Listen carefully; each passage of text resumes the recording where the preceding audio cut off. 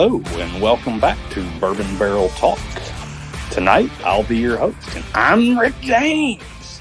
So here we are in our own bourbon bunkers, coming to you live to talk about some new bourbons, maybe younger bourbons that we haven't experienced before. So tonight, let me introduce you to who's here with us. We've got Matt. Hey. Ryan. Hola. Scott. Hello. And Toby. Hey, what's up? All right, so I'm going to pass it over to Scott to let him tell you a little bit something special here. Hey, today's episode is brought to you by Kentucky Laser Creations. They're a small business located here in Louisville, Kentucky, and they specialize in laser cutting and engraving. This includes a vast variety of products, including engraved barrel heads, tumblers, glasses, and other types of wedding gifts and home decor. For all of your laser cutting needs, you can contact Kentucky Laser Creations at KentuckyLaserCreations.com, where they are always creating new products just for you. Thanks, Scott. They also have, we got something done with them. Yeah, it's a beautiful piece. It's a great piece. Yeah. I'm going to be really excited to be able to give it to someone, and when we're ready to do that. You bought me a gift? Yeah, I didn't know that. If you do, the Kentucky Laser Creations does do fantastic work. They did something for us right here that we're staring at, so it's actually a very good product, and I would highly recommend it. Yeah, it looks beautiful. Good finishes to it, good quality. You can tell they really put time and effort into it, and it shows. Yep, good solid looking product. The attention to detail I thought was really good because we basically gave them kind of, I guess, a concept and, kind of laid out some stuff, and they were able to, bring what we wanted to life. Very cool, guys. Well, hey, so tonight, I'm glad to be back with you guys. Looking forward to sampling through three different bourbons that I personally have never tasted. Maybe you guys have, but I have not. So looking forward to that opportunity to hear what you all have, and a few of you that may have a more refined palate than I do, just to hear what you think and your thoughts going forward. So the first one we're going to pour open tonight is the experimental collection of the Limestone Branch Red Wheat Bourbon Whiskey, single barrel Kentucky bourbon whiskey. This is a 375 milliliter bottle, which was part of a 15-gallon barrel that was hand-selected by Total Wine and More. The mash bill is 60% white corn, 28% wheat, and 12% malted barley. It goes into the barrel just a hair under 52% alcohol by volume, comes into the bottle at 49% for a 98 proof with a barrel char number 3. And just so you're all aware, this is a 13-month-old bourbon in a 15-gallon barrel. So let's go ahead and take a whiff of that. Right off the bat, you kind of have two unconventional things right here. You have a really young bourbon, and you have a really small and unconventional barrel.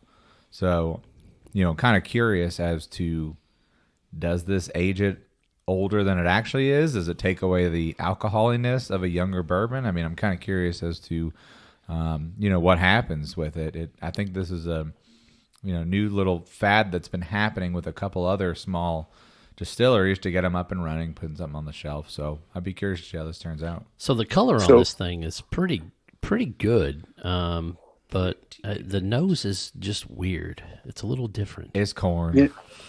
Guys, it's corn. It reminds me. It is corn. It is corn. All the way. It reminds me a little bit of when we were at Neely, and you get that, they had some very young bourbons, and it has a similar smell. Doesn't quite have a similar taste to it for me, but it does have that very young or new bourbon smell, like it hadn't been sitting around up in some old rick house for, 10 years, just gathering dust and dirt and other things. Hey, those are flavor crystals that get added. Don't hate on dust and dirt that it gets added. I love old Dusties. Old Dusties. So this Limestone Branch Red Wheat Bourbon, when I drink it here, I just don't get a whole lot of oomph in it. It's got a little bit of, to me, a little bit of a cinnamony taste on the tongue, but not a whole lot of aftertaste or anything that really wants me to come back at it just yet. Yeah, it's a little flat. I think that it's just because of the age of it. But like Matt said, when we tried the Neely, I felt like it didn't taste as young as this. Now, granted, it was 18 months old, I think, when we tried the stuff we tried at Neely, but they are also using the smaller barrels. So it's definitely a little bit of a younger product. What do you think, Ryan? I think the smell and taste are very well corresponded. It's very light in both ways. I don't get too much of the smell. I don't get too much of the taste. Not a fan, to be honest. Same here. I would second that. I bought this, picked it up at Total Wine and More about 6 months ago, just because I was walking around the store looking to see if there was anything unique, anything I hadn't seen. The sales guy that's maybe a part of their barrel pick team comes up to me and says, "Hey, we just started putting this thing out on the shelf. You got to try it." And I'm a sucker for, trying new things, and said, "Sure, I'll buy it." Just left it at a sucker, man. Ha! So I picked it up, brought it home, but as you can see, it didn't really intrigue me enough to open it over the last 6 months. So glad we got to open it together tonight as friends and talk about it. Yeah, I'd be curious as to, going forward with them, such small barrels in such a young age. I wonder what kind of consistency they're going to get with the product they put out. I mean, are they going to be really far off with their flavor profiles? I mean, you take one hit of that and you're like, yep, melted buttered popcorn right in the nose.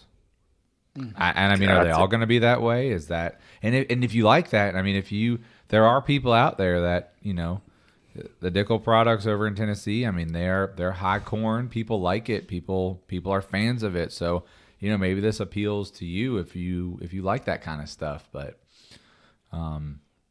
I'd be curious what kind of consistent profile they're going to get with those smaller barrels. I'm also kind of curious, are they using only 15-gallon barrels, or are they doing part of their batches in 15 so they can accelerate the product release, and then the other parts are going into 28s or your standard 50 pluses? I mean, what do you think on that?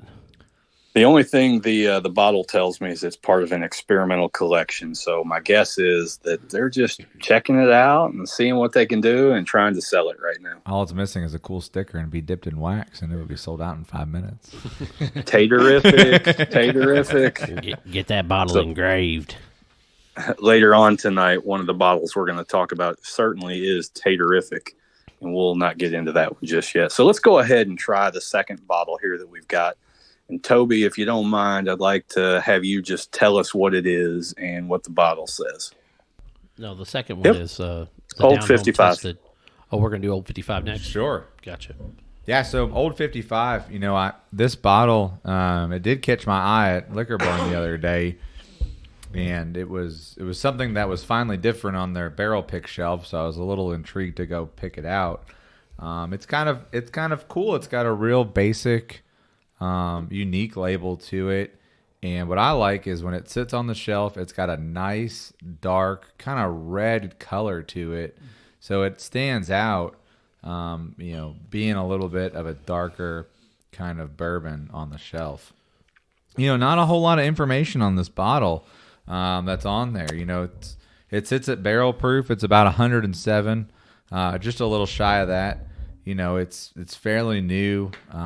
Pretty young batches, pretty standard bottle count on there. So I'd be kind of curious. The mash bill says it is a wheater, though. It says it's corn, wheat, and barley.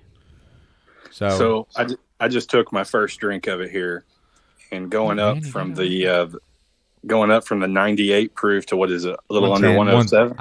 I read it wrong. I thought it was a 3, but it's a 5. So it's 110, 111. Certainly has a little more bite than what we just had. That's for sure. Did you say it has a better smell to it? It gives you that Kentucky hug you're looking for. It gives me that Kentucky hug, even over here in southern Indiana. We can fix that. It's okay. I actually really enjoy the flavor of this right off the tongue. It has a long finish. Have another sip. I just did, and I tell you what, that second sip going down, a whole lot smoother than the first. Has a little bit of you can taste it even in your throat a little bit afterwards. So much smoother than the limestone branch, a little hotter, but pretty smooth. So I actually kind of get a little bit of, it's almost like a black licorice kind of taste to it. That's kind of the first kind of tasting notes that really hits the palate is that black licorice. And then it kind of calms down a little bit, but it does get a little aggressive up front, which is nice. I mean, I like it. I think on the mouth, when it first enters your mouth or hits the first part of your tongue, I do get a touch of that licorice, but then I get almost like maybe like a marshmallow or something oddly sweet. Toasted marshmallow? That's exactly what I was going to say. I was going to say marshmallow and a caramel taste to it personally. I thought it was interesting. The smell and the taste don't like it's very different. I was expecting something a lot different after smelling and tasting than when I got. Very hot. I thought it was hot. It's So did you think it was hot or was it like alcohol-y? Because you can tell when it's like when you get that really grain alcohol-y taste to it. And I think that's what it was, is that alcohol-y hotness. So you get that. And it definitely has some kick to it. That's interesting. So you guys think the old 55, the 110 proof, that's what they're going after here, is the 55% alcohol by volume there came up with their name for this one? No, I think it came up with Old 55 because it's off of Old State Road 55. Dude, come on. The name guy was off. The name guy was off. It's not bad though. I like it. No, I do like this. It's definitely got some heat with the taste of it, but it does have the sweet notes that I kind of like in a bourbon. I don't know that I would. I'm really anxious to see what this tastes like in another 3 or 4 years. Toby, what do you think, man? I just had another sip, and I'm like he said, it does have a marshmallowy taste. I don't taste the licorice like you said, Matt. I'm not tasting that. It's a good solid flavor. It has a decent amount of flavor. It definitely has a long finish that I think I actually rather enjoy. I'm one of those ones that like to feel it all the way down my stomach when. Yeah, I bet you do. Yeah, kind of like when those bear claws get lodged down in here. Oh, I can't sleep. Speaking of bear claws, you got any more of those Krispy Kreme donuts left? Oh, Yeah, we actually gross. do. Did you say gross? Awesome. To hesitate. Jeez. Toby was texting me pictures of Krispy Kreme donuts earlier, and man, I was getting hungry thinking I need some Krispy Kremes. All right, guys. But between the two, I'm just saying I don't think there's any contest of which one I think is a better product, and it's not a cheap bourbon. They definitely put a little bit of they put some. It's got a price tag to it. Oh, but well, let's do this, Ryan. You don't know what it costs, right? I do not. No. What would you say you'd pay for this bottle? I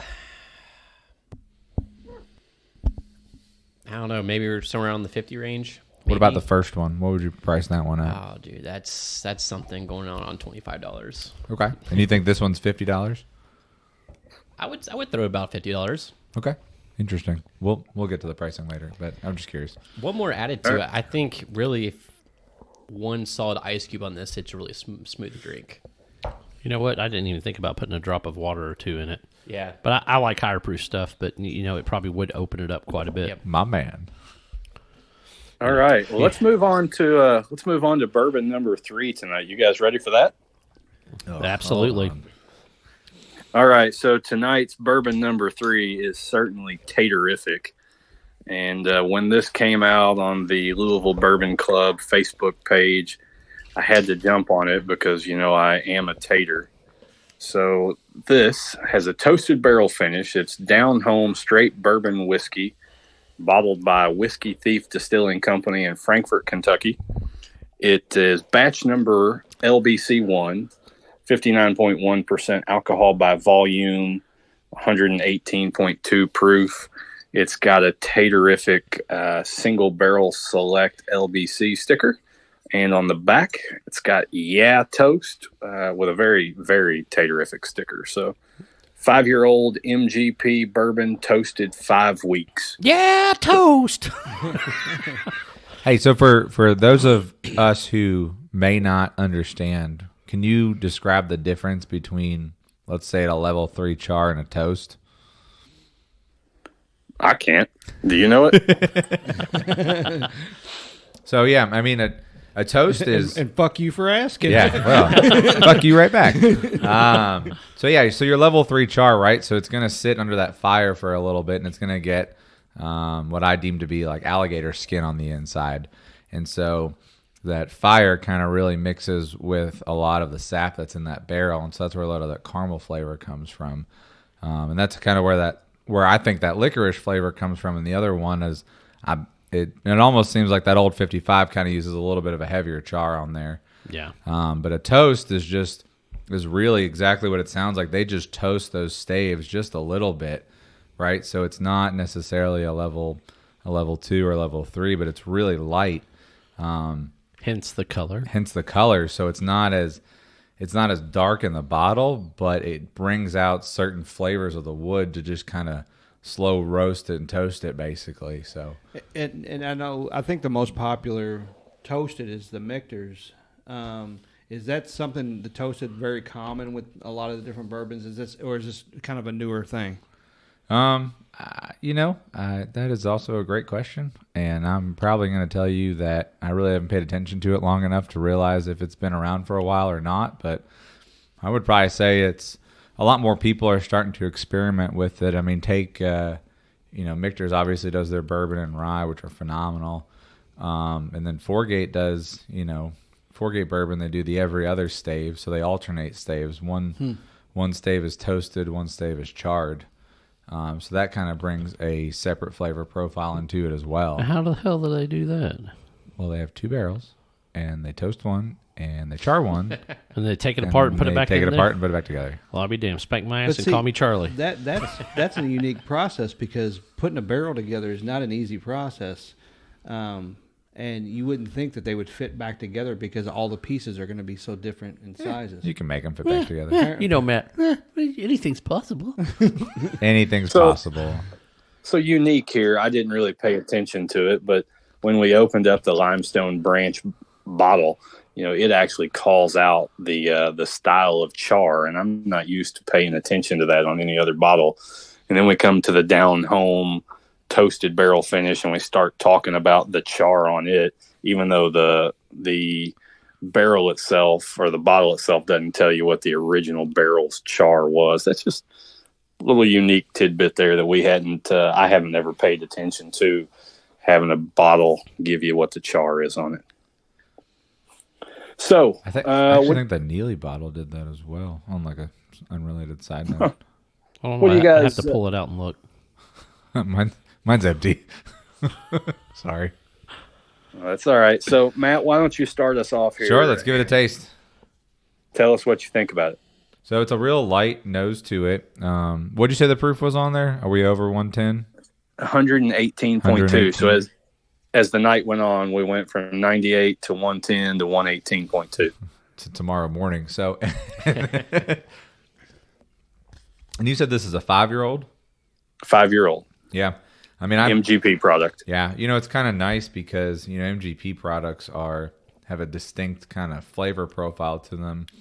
And I think that toastedness of the barrel kind of brings out a little spiciness to it, which is good. So Scott, this would be more up your alley, liking a rye. You kind of have a little bit of that allspice to it. At least I get that up front. It's real nice and it's easy. It doesn't drink like 118, I'll tell you that much. Solid pick by LBC for sure. Yeah. Matt, any idea who's on that LBC pick team? No. Okay. No, I really have no idea. I mean, if I had to guess, I would probably say it's probably Andrew and Jason and, what other fellows they brought in. Maybe Owen. Yeah. The cool thing. Owen! The cool thing about the LBC picks is they really do try to get, a good mix of people in there. And they definitely get their fair share of unique picks, so it's definitely intriguing. I honestly didn't really even know they went to go pick out a barrel of this, to be honest with you, but I'm not upset with it at all. So looking at this bottle, it's a really dark amber in the bottle, but pouring it in the glass, it looks a little lighter. But man, it's got, compared to the other two in color, Really? This one has a whole lot more color from what I'm seeing. It's got a lot of gold to it. It's definitely a good looking drink. Good looking drink. Yeah, I mean down home has always been a little interesting because they have their 5.5 year or they have the 5 year and a 12.5 year, or some combination of that. And accidentally I met the one of the owners of it at a bar one night, just kind of picking his brain about it. I said, "Where did you get the idea to put out a 5 year and a 12 year? Like, I get that those are pretty, few and far between. You have a big age gap with it." He was like, honestly, the 5 year is made for, the working class. When they got off work, they want to pour and they want to stiff pour. They're going to pour that 5 year, sitting at $40-$45 for it. It's really not going to hurt you a whole too bad. And you're going to feel pretty good afterwards. And, the 12 year is kind of, if you want to drink something nice, if it's a nice occasion, you can dress it up pretty well and it drinks nice. So I thought that was interesting that those were his two targets. It was a interesting conversation. How long have they been on the market? I don't know. It's not very long. I mean, I would probably say within 2 years they've been on the market. Ryan, why don't you tell us what you think about it? Man, I like it a lot. The first sip I had of it, very smooth, and I feel like, I don't know what you guys are thinking, but as I drink it more and more, I'm starting to get more of a bolder flavor, and it's really, really going down nicely. I get a real spicy smell to it. It's a good spice, though, right? It is. It's very. It's that Kentucky hug you made reference to, but it is. It smells wonderful. Yeah, I think that toastedness really brings out a different smell than a darker char will, and I think that whatever mash bill this was made of before, it just goes well with a rye It tastes like it's a high rye bourbon, but I don't think it is. I don't know. I just added a splash of water to mine, and I mean, it smoothed it up even more. I mean, it really opened it up. It gives you a little bit more of those candy flavors, maybe like a candied pecan or something like that. When I put the water in there, it really opens it up. So solid pick that they did. It's a good pour. Absolutely. No calls with that. All right, so let's recap here. We got three very, very different bourbons tonight. Wait, hold on. Brian, how much do you think this costs? Oh, geez. I don't know. I think I'm going to be shocked at the answer, but I would definitely pay more top dollar for this one than I would the other two. So give me a price point. Shoot. I'll go on the range of 60, 65. Okay. The tater sticker adds there, so remember that. That's $5.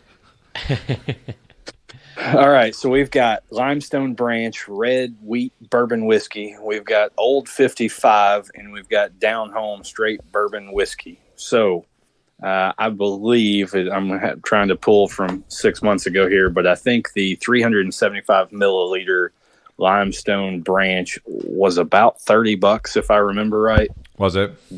The Old 55, Toby, how much did you pay for that? It was $80. $80 for a fifth. And the Down Home Straight Bourbon Toasted Barrel Finish, I believe I picked it up for a tatarific price of $65. Nailed that one on the money. Spot on. I was pretty close on all of them, to be honest, except for that Old 55, which maybe a little steep, but I think it's more of that. It's coming out of that unique market where it's at. It's a small craft distillery, and you're paying for something a little different, I believe, when you're buying some of these craft distilleries. Yeah. I mean, we've talked to like Old Carter, and they have some great products, but it's going to cost you upwards of $100 a bottle, if not more, depending on what you get. Yeah, I may have bought a couple of those. Yeah. So, I mean, I don't think there's anything wrong with paying a little bit more for a unique bottle, especially something that you can't get everywhere. That I enjoy the ones that's not something that's specifically available every place, because it gives you something that you have on your shelf that not everybody's going to come over and try. So these are 3 options. Now, if I was going to rank them, I would definitely say Limestone was down at the bottom. And then the last 2, I think, were definitely good. I would probably give a little bit of nod to the Down Home.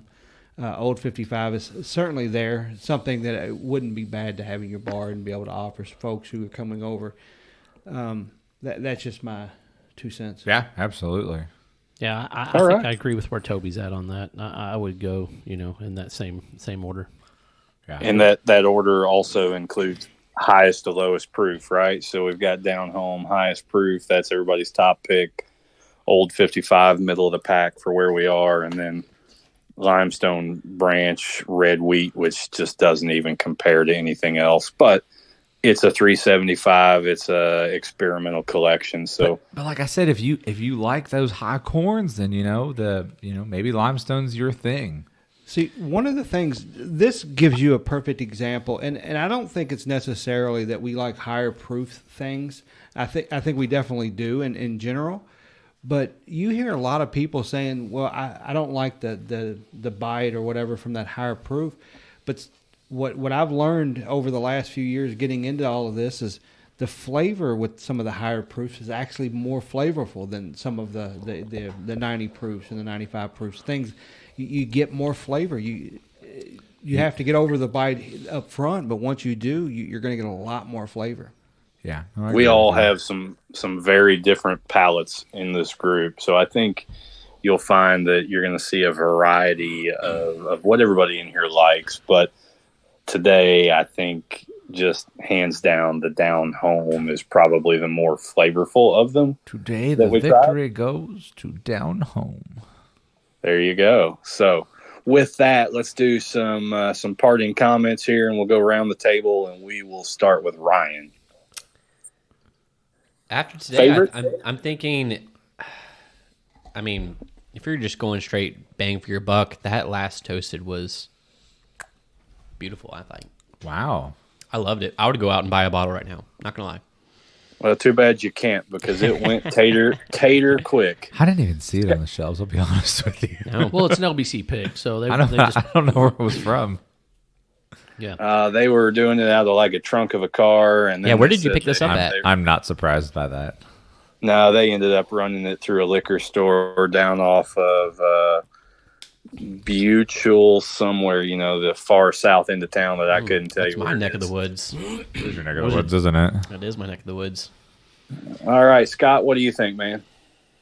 I agree with what, kind of Ryan said. I thought all of them were, good pours, but if I was going to, put my money out on the table, I would definitely buy the old 55 just because it's just something a little different. And the price point doesn't scare me. I buy a lot of stuff at that price point. And then that Down Home is it's definitely something you would want to get out, get it around the fireplace, kick it with some buddies on a cool night, and just really, really enjoy it. All right, Toby, parting thoughts? Yeah, I concur. Old 55 was great. Limestone Branch was okay, but for my palate, my taste, that Down Home really stepped it up a notch with that toasted. Gave me a lot of flavor. I really enjoyed it. Yeah, I'd agree with you completely. And Matt, the man with the palate, why don't you tell us what you think? No, everyone has their own palate. Now. Yeah, I mean it was, you've got high corn, you've got a little bit of black licorice, and then you've got a little spiciness going on there. So, I will tell you that there are a lot of those high rye bourbons that are starting to grow on me a little bit. So I would say that toasted definitely, takes the cup home today. I'd like to try Limestone in a couple of years, maybe 4 or 5 years down the road when it gets a little bit more aged. I'd be curious. But, Good deal. Hey, we also want to thank Kentucky Laser Creations one more time for making the barrel head for us and for sponsoring tonight's episode. Whenever you need any of your special needs, you can go to KentuckyLaserCreations.com. Josh? All right, one last parting thought from me. The coolest thing I thought, and I've never paid attention to on the bottle, the experimental collection, gives you the mash bill. It gives you all the info on it. Gives you the age, mash bill, char, all that. Just never really look at it on a bottle just because I typically go into one already knowing what I think I'm going to buy. But I thought that was pretty cool, and it'd be neat if more bottles did that just so you could have an understanding of what you're drinking, how much corn, how much wheat, how much barley is in it. But other than that, I thank everybody for listening to us today from our bourbon bunkers. This is Bourbon Barrel Talk. If you want to reach out, you can hit us up on our website, bourbonbarreltalk.com. You can hit us up on social media, Instagram, Facebook, Twitter. This is Bourbon Barrel Talk. We're signing off. I'm Rick James.